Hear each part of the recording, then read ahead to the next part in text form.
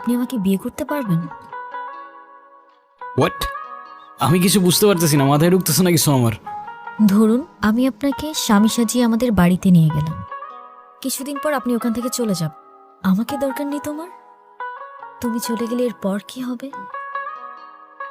কিন্তু আমি যদি এখন বিয়ে ঠিয়ে করি তাহলে আমার সব গুলিয়ে যাবে। কেন বুঝতে চাচ্ছ না?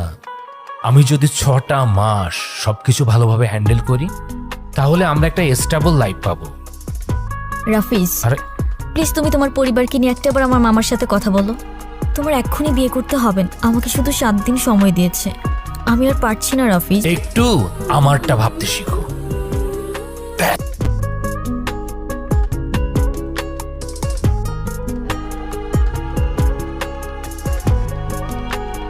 যদিও আমি এর বিপক্ষে, কিন্তু আপনি চাইলে তো।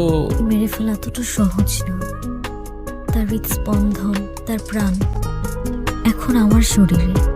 আপনার ভুলের প্রায়শ্চিত্ত না সেই নিষ্পাপের জীবন দিয়ে হবে, আর না আপনার জীবন দিয়ে। বলবো আপনি বাড়িতে চলে যান, কারণ সেটাই হবে যেটা আপনার তাকদিরে লেখা আছে।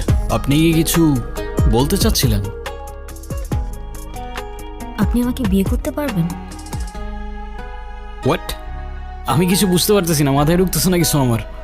ধরুন আমি আপনাকে স্বামী সাজিয়ে আমাদের বাড়িতে নিয়ে গেলাম, কিছুদিন পর আপনি ওখান থেকে চলে যান। আপনি কেনই বা আমার জন্য এত কিছু করবেন? সরি। আচ্ছা চলেন,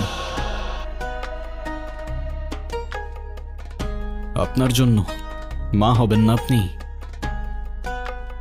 আসেন আসেন, আর ভেবে লাভ নেই।